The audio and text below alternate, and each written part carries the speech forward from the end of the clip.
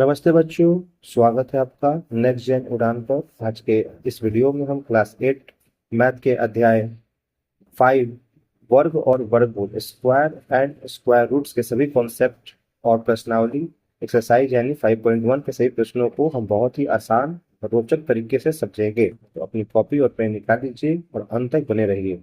सबसे पहले हम एक्सरसाइज 5.1 के लिए कॉन्सेप्ट को पढ़ते हैं, देखते हैं क्या है कॉन्सेप्ट। देखिए, वर्ग क्या होता है? तो किसी संख्या को उसी संख्या से गुना करने पर हमें वर्ग प्राप्त होता है। किसी संख्या को किसी संख्या को उसी संख्या से क्या करना, गुना करना। जैसे कि 1 का वर्ग क्या होगा? 1 को 1 से मल्टीप्लाई करेंगे। 2 का वर्ग क्या होगा? 2 को 2 से मल्टीप्लाई करेंगे यानी कि 4। 3 का वर्ग क्या होगा? 3 को 3 से मल्टीप्लाई करेंगे यानी कि 9। 4 का वर्ग क्या होगा? 4 से 4 को गुना करेंगे 16। 5 का वर्ग क्या होगा? 5 गुना 5 25। 6 वर्ग का वर्ग क्या होगा? 6 गुना 6 36। 7 का वर्ग होगा 7 गुना 7 49। 8 का वर्ग होगा 8 गुना 8 64।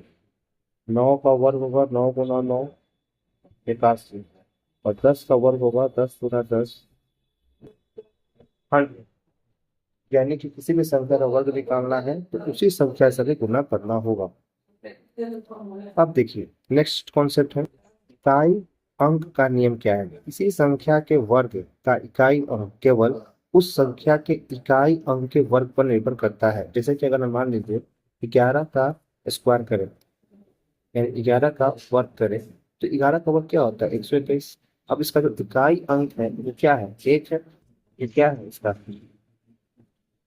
इकाई अंक? है तो किस पे निर्भर कर रहा है? इसके इकाई अंक यानी कि इस पे निर्भर कर रहा है। 1 का वर्ग 1 आता है। जैसे कि एक और एग्जांपल से समझते हैं। 12 का वर्ग होता है 144 यानी 12 गुना 12 करने पर कितना आता है? 144 से। यहाँ पे इकाई अंक कितना है? 4। अभी 4 किस पे निर्भर कर रहा है? इसके इकाई अंक पे। क्यों? तो 2 का वर्ग कितना होता है? 4। अब देख सकते हैं। ठीक है। इसी तरीके से अगर हम मान लीजिए कोई और एग्जाम्पल लेते हैं, सवाल हम लेते हैं एग्जाम्पल है। जैसे कि ले लेते हैं 25। ये हो गया आपका 625। 25 का वर्ग क्या होता है? 625। अब इसके इकाइयों पर निर्भर करता है। तो ये 5 जो दिख रहा है इसके, क्योंकि 5 का वर्ग कितना होता है? 25। 25 का इकाई क्या है? 5। ये 5 निर्भर कर रहा है यानी कि किसी संख्या के वर्ग का इकाई अंक केवल उस संख्या के इकाई अंक के वर्ग पर निर्भर करता है। पूर्ण वर्ग की पहचान, थर्ड कॉन्सेप्ट क्या है? जिन संख्याओं के इकाई के स्थान पे 2 हो, 3 हो, 7 हो, 8 आता हो, वे संख्या कभी पूर्ण वर्ग नहीं हो सकती है। पूर्ण वर्ग संख्याओं के अंत में हमेशा क्या होता है? 0 1 4 5 6 या 9 होता है।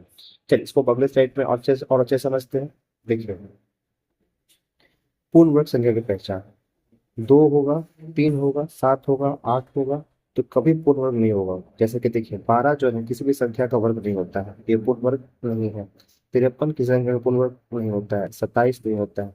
अगर आप ध्यान से ऑब्जर्व करेंगे, ठीक है ना, जैसे कि 1 का वर्ग 1 होता है, 2 का वर्ग 4 होता है, 3 का वर्ग आपका 9 होता है, 4 का वर्ग 16, 5 का वर्ग 25, 6 का वर्ग 36, 7 का वर्ग 50, 8 का वर्ग 64, 9 का वर्ग 81 और 10 का वर्ग 100।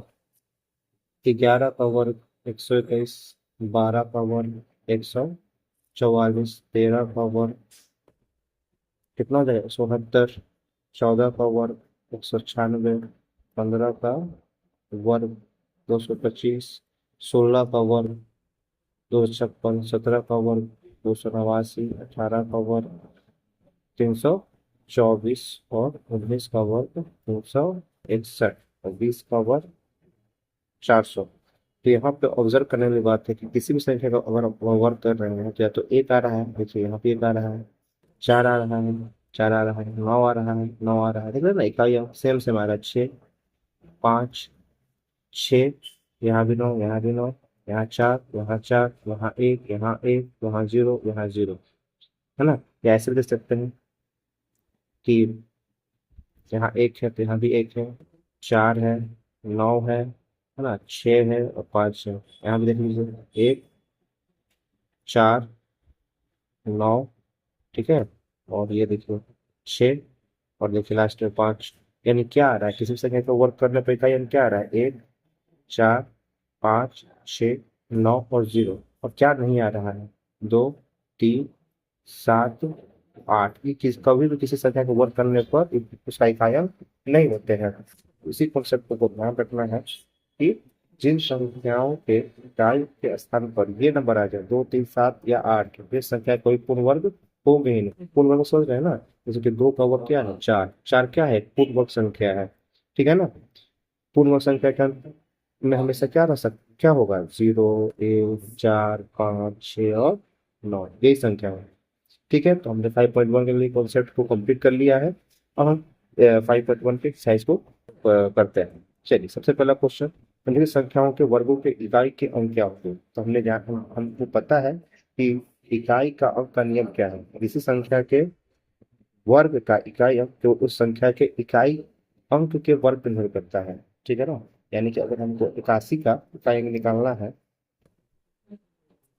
81 के वर्ग का इकाई अंक निकालना है,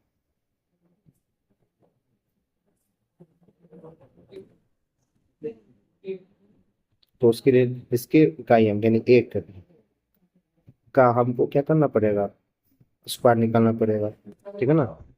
इसका इकाई अंक कितना है, 1। हम क्या करते हैं, 1 का स्क्वायर करते हैं, कितना आ गया, 1 आ गया। यानी वर्ग का इकाई अंक कितना आ गया,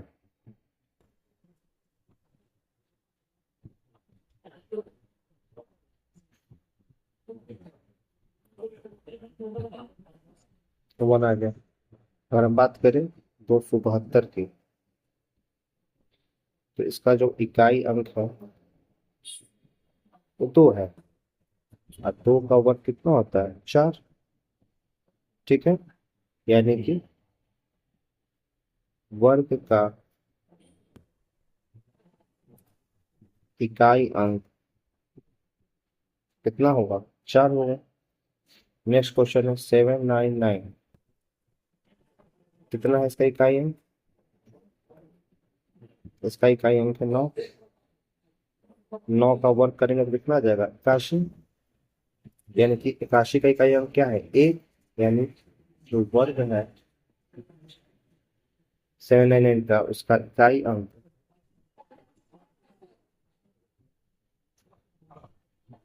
1 आएगा।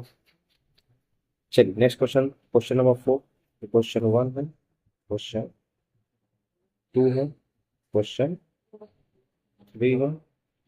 अब हम बात करते हैं क्वेश्चन नंबर 4 की। 3853, ठीक है। यहाँ पे इस पर हटा ही देते हैं। चलिए देखते हैं क्या इकाई अंक, कितना है इकाई अंक, 3, ठीक है। अगर इकाई अंक 3 है, ठीक है, इकाई अंक 3 है, तो 3 का स्क्वायर करेंगे कितना आएगा, 9। और फिर वर्ग का इकाई अंक कितना आ जाएगा, 9। फिफ्थ क्वेश्चन,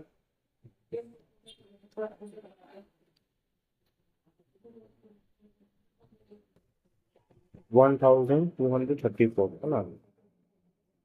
इसका जो है इकाई अंक 4 है, उनके 4 का वर्ग करेंगे 16, और 16 का जो इकाई अंक है वो कितना है, 6। यानी कि वर्ग का इकाई अंक क्या होगा, 6 होगा। छठा क्वेश्चन देखते हैं, 26387,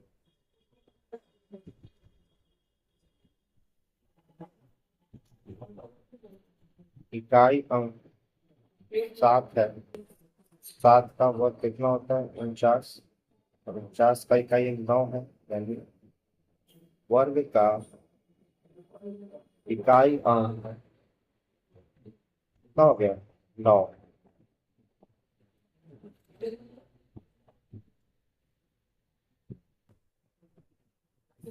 7 और क्वेश्चन देखते हैं। 5 2 6 9 8।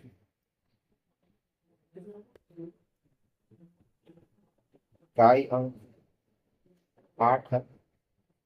8 का वर्ग कितना होता है? 64।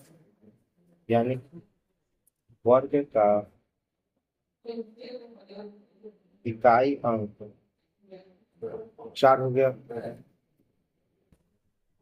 8 नंबर क्वेश्चन। 99880। इकाई अंक 0 है, तो 0 का स्क्वायर 0 ही होता है, यानी कि वर्ग का इकाई अंक बराबर 0। 9 नंबर क्वेश्चन देखते हैं। 12796। इकाई अंक 6 है, और 6 का स्क्वायर होता है 36, और इसका इकाई अंक 6 हुआ, यानी कि वर्ग का इकाई अंक 6 हो गया।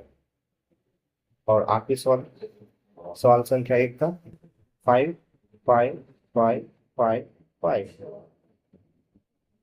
इकाई अंक 5 है। 5 का स्क्वायर होता है 25, और ये इसका इकाई अंक 25 का क्या हुआ? 5, यानी वर्ग का इकाई अंक कितना हुआ? 5। और पहला सवाल हो गया। अब चलते हैं सवाल संख्या 2 पे। सवाल संख्या 2 में क्या बोल रहा है कि उनकी संख्या स्पष्ट रूप से पूर्ण वर्ग संख्या नहीं है, इसका कारण दीजिए।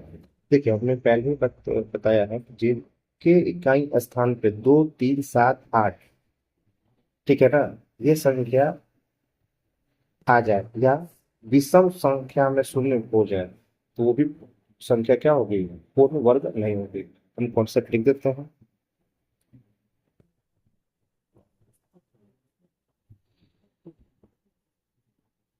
जिनके इकाई स्थान पर 2 3 7 8 या विषम संख्या में शून्य हो, वे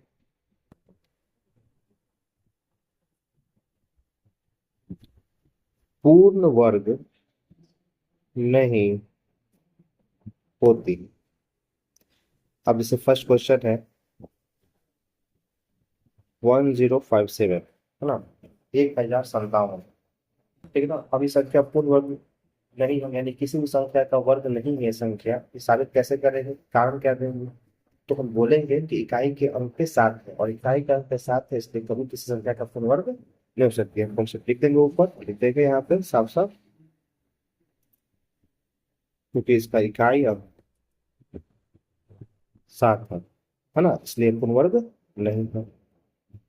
नंबर 2, 2 3 4 5 3 क्यों नहीं है? क्योंकि इकाई अंक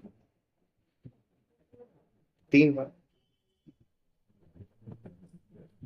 7928 क्यों नहीं है? क्योंकि इकाई अंक 8 है। 4 नंबर क्वेश्चन, 2 2 2 2 2 2, ये भी पूर्ण वर्ग नहीं है। क्यों नहीं है? क्योंकि इकाई अंक 2 है। 5th नंबर क्वेश्चन,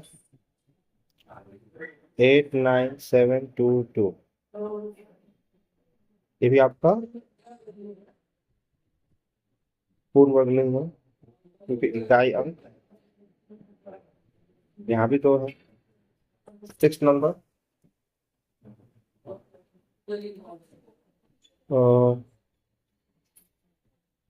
देखिए 5th नंबर क्वेश्चन जो है वो था हमारा कौन सा, ये हमारा 6th नंबर क्वेश्चन था। ठीक है, चलिए तो हम यहाँ पे 5th वाला 6 में बना देते हैं, 64,000। देखिए यहाँ पे हमें इकाई अंक 0 दिख रहा है, ठीक है ना, लेकिन 3 0 दिख रहा है, और 3 0 क्या है, यानी विषम है। ठीक है ना, लेकिन शून्य की संख्या क्या है, विषम है। जब भी विषम आ गया शून्य की संख्या तो वर्ग नहीं हो सकता है ना, इस बात को हमें क्या करना है, ध्यान रखना है। तो हम क्या लिखेंगे कारण में, शून्यों की संख्या विषम, है ना, यानी कि 3 है। 7 नंबर क्वेश्चन, 2 2 2 फिर 0 0 0, ठीक है ना, अगेन यही बात लिखेंगे। तो शून्यों की संख्या क्या है, विषम है, और इस वजह से ये पूर्ण वर्ग नहीं है। ठीक है, और आखिरी क्वेश्चन जो है वो है 505050, शून्यों की संख्या अभी भी क्या है, विषम, यानी कि 1 है। और अगर विषम है तो ये पूर्ण वर्ग नहीं होगा। ठीक है, अब हम चलते हैं क्वेश्चन नंबर 3 पे। निम्नलिखित संख्या में से किस संख्या का वर्ग विषम होगा। देखिए पहले कॉन्सेप्ट समझ लीजिए, विषम संख्या का वर्ग हमेशा विषम आता है और सम संख्या का वर्ग हमेशा सम होता है।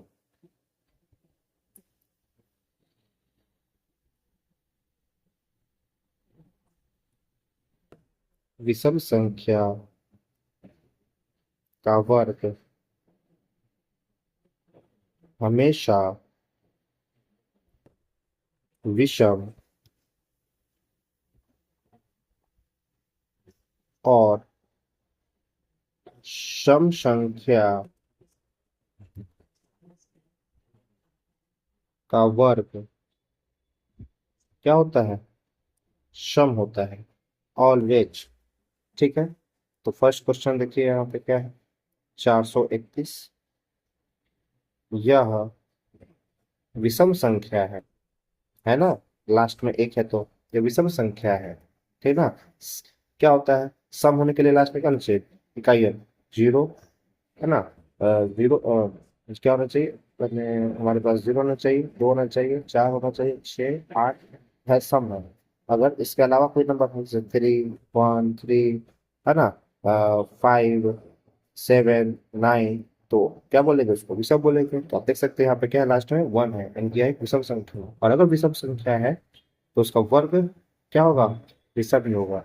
ठीक है, यह विषम संख्या है इसलिए वर्ग विषम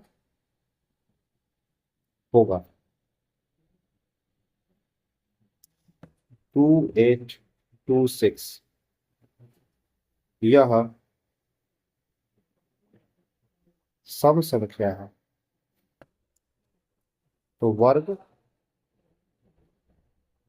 सम होगा। 3rd नंबर क्वेश्चन, 7779, अगेन यह क्या है, विषम संख्या है।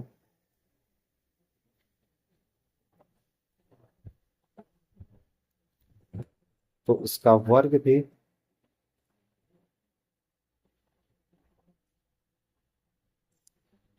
विषम संख्या होगा। 4th नंबर क्वेश्चन, 82004, लास्ट में 4 है, यानी कि यह सम संख्या है, यानी इसका जो वर्ग है वो सम संख्या होगा। ठीक है, और इस तरह से क्वेश्चन भी हो गया। अब चलते हैं सवाल संख्या 4 में। निम्न प्रतिरूप का अवलोकन कीजिए और एक प्रश्न पूरा करना है, भरना हमें अवलोकन को भरना है। ठीक है, जैसे कि आप देख सकते हैं 11 का जो स्क्वायर है 121, 101 का जो स्क्वायर है वो 120 यानी कि अगर यहाँ पे एक जीरो है तो दो के इधर एक और एक जीरो हो रहा है। अगर यहाँ पे दो जीरो है तो दो के इधर दो जीरो दिख रहा है। ठीक है ना। यानी कि यहाँ पे अगर एक दो तीन चार चार जीरो है तो चार जीरो इधर, चार जीरो इधर होगा। ठीक है। यानी कि थोड़ा सा इसको हम लोग लिख लेते हैं, 1001 का स्क्वायर तो क्या आता है, टू, दो जीरो इधर, लास्ट में वन। 10001 का स्क्वायर करते हो तो क्या आता है, तीन जीरो इधर, तीन जीरो इधर, ये वन। और अगर इसके बीच में अगर चार जीरो आता जो हमसे पूछ रहा है तो क्या आता, चार जीरो इधर, चार जीरो इधर और वन और वन। ठीक है। लास्ट में देखिए कितने जीरो है, एक दो तीन चार पाँच छः, है ना, छः जीरो है। यानी कि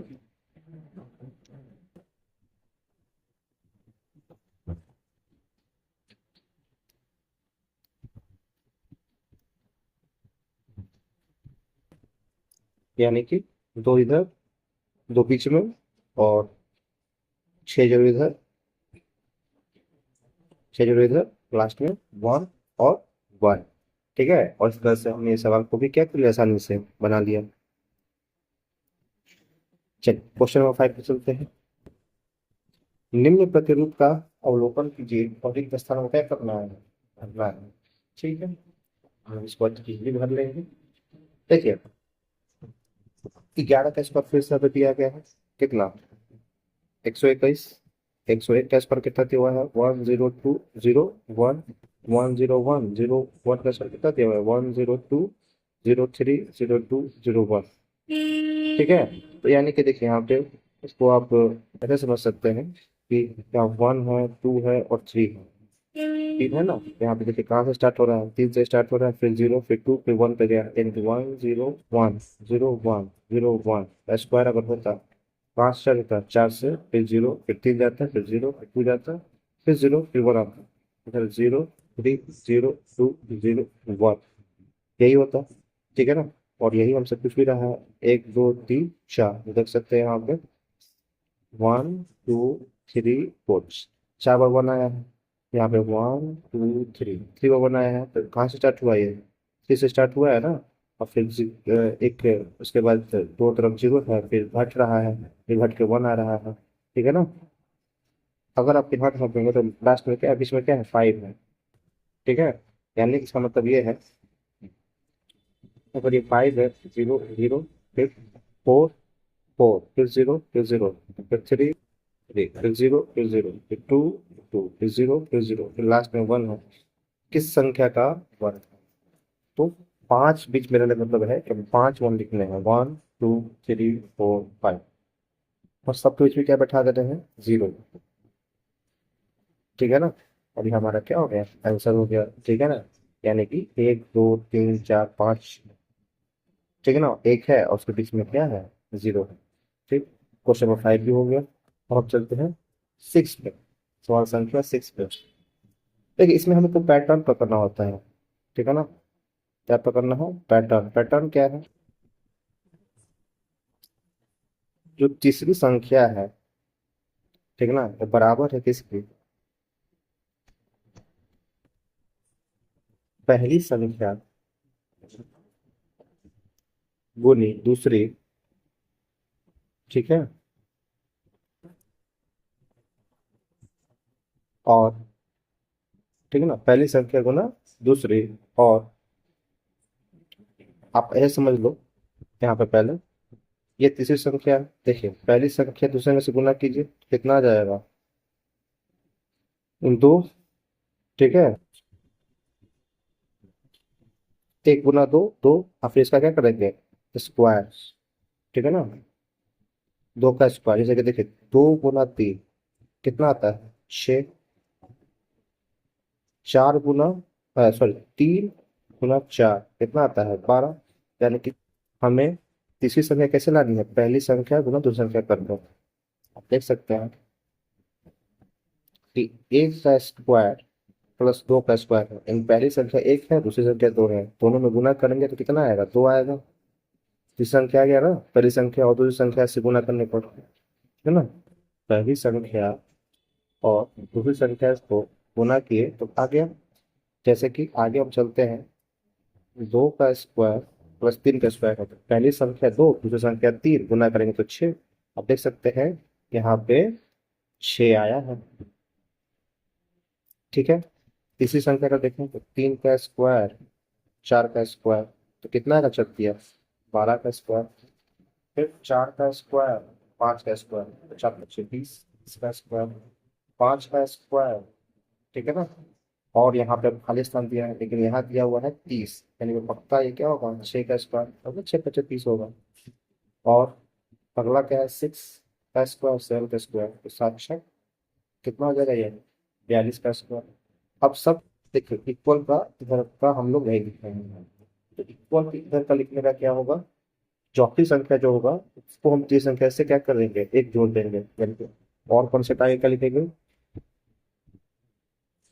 चौथी संख्या बराबर जो तीसरी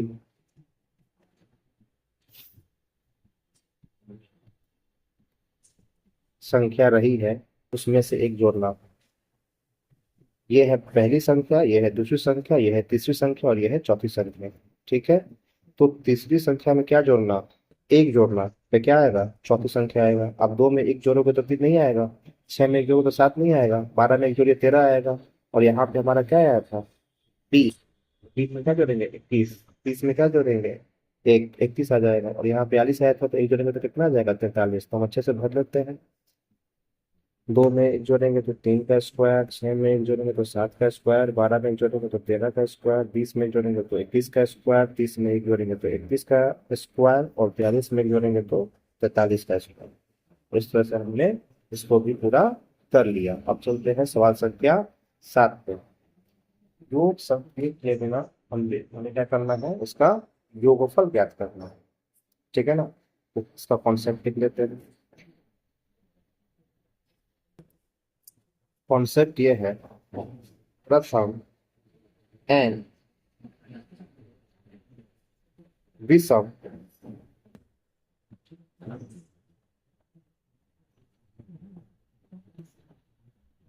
प्राकृत संख्याओं का जो योग होता है वो होता है बराबर एन स्क्वायर। अब देख सकते हैं तो पहला क्वेश्चन है वो है 1 + 3 + 5 + 7 + 9।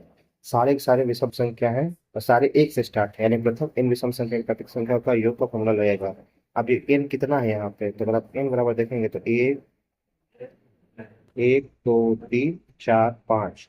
एन बराबर कितना है यहाँ पे? 5। यानी कि इसका आंसर क्या होगा? एन स्क्वायर, एन के 5 का स्क्वायर, यानी कि 25। सिंपल। ठीक है ना। अगर हम बात करें सेकेंड क्वेश्चन की, ठीक है ना, 1 + 3 + 5 + 7 + 9 + 11 + 13 + 17 + 19। कितने नंबर है यहाँ पे एन बराबर? आप गिनिए। चलिए, 1 2 3 4 5 6 7 8 9 10, यानी कितने हैं? 10। तो 10 का स्क्वायर, यानी कि इसका आंसर कितना आ जाएगा? 100। चलिए अब सवाल संख्या थर्ड पे बात करते हैं। ठीक है ना। थर्ड क्या है? 1 + 3 + 5 + 7 + 9 + 11 + 13 + 17 + 21 + 23। 1 2 3 4 5 6 7 8 9 10 11 12, यानी कि एन बराबर यहाँ पे 12 है, यानी कि इसका आंसर 12 का स्क्वायर 144 हो गया। चलिए नेक्स्ट क्वेश्चन देखते हैं। 49 को 7 विषम संख्याओं के योग के रूप में लिखना है। जस्ट अभी हम लोग जो 7 क्वेश्चन कर रहे हैं उसका ये अपोजिट है ना। इस बार हमें क्या करना है? 49 यहाँ लिख देना है। और देखिए 49 किसका स्क्वायर होता है? 49 होता है 7 का स्क्वायर। यानी इसको क्या करना है? 7 विषम संख्या में योग करके लिख देंगे, यानी 1 + 3 + 5 + 7 + 9 + 11 + 13। अब गिनिए एक संख्या 2 3 4 5 6 7 हो गया ना। और उसको जोड़ेंगे तो कितना आएगा, 49 आएगा। आप जोड़ के देख सकते हैं। सेकेंड क्वेश्चन क्या है इसमें, ये आपका पहला था। सेकेंड क्वेश्चन हमको क्या बोल रहा है ना, 121 देखना है ना, 11 विषम संख्या में लिखना है। 11 का स्क्वायर होता है ये, तो 1 3 5 7 9 11 13 15 17 है ना। कितने नंबर हो गया, 1 2 3 1 2 3 4 5 6 7 8 9 है ना। लेकिन हमें और भी लिखने होंगे, 9 ही हुए हैं। 9 के बाद क्या होता है, 10 यानी कि 19, और फिर 21, ठीक है ना। टोटल कितना नंबर हो गया यहाँ पे, 21। चलिए अब नेक्स्ट चलते हैं, फिर से मल्टीप्लाई से नंबर 1 2 3 4 5 6 7 8 9 10 11, ठीक है। नेक्स्ट क्वेश्चन है ना, इस 5.1 एक्सरसाइज का आखिरी क्वेश्चन देखते हैं। निम्नलिखित संख्याओं के वर्ग के बीच कितनी संख्याएं हैं। सबसे पहले इसका कॉन्सेप्ट लिख लेते हैं।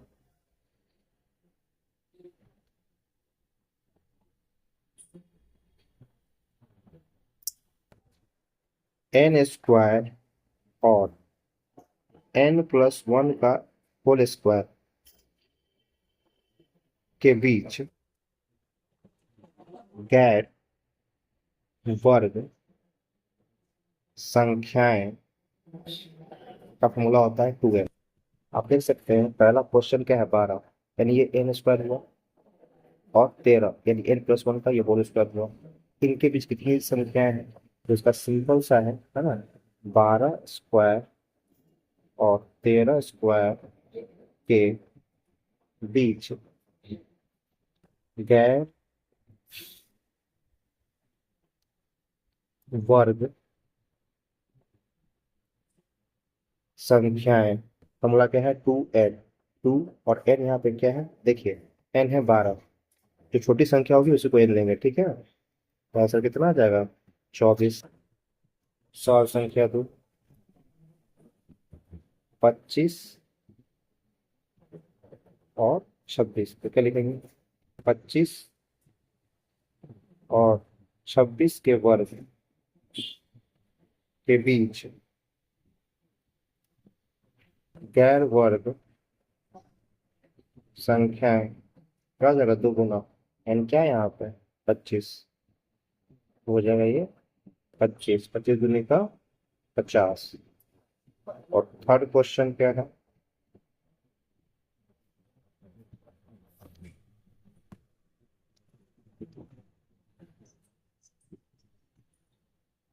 निन्यानवे और 100 के बीच, यानी इन लोग क्या है, 99 कर सकते हैं यहाँ पे, 99 का स्क्वायर और 100 का स्क्वायर के बीच गैर वर्ग संख्या कितना हो जाएगा, 2 गुना 99 यानी कि 198 संख्या है ना। यहाँ पे लिख दीजिए 50 है ना संख्या, यहाँ पे लिख दीजिए 24 संख्याएं। चलिए तो हम 5.1 पूरा हम लोग पूरा कर लिए अच्छे तरीके से, है ना। उम्मीद है आपको सारे सवाल समझ में आए होंगे, ठीक है।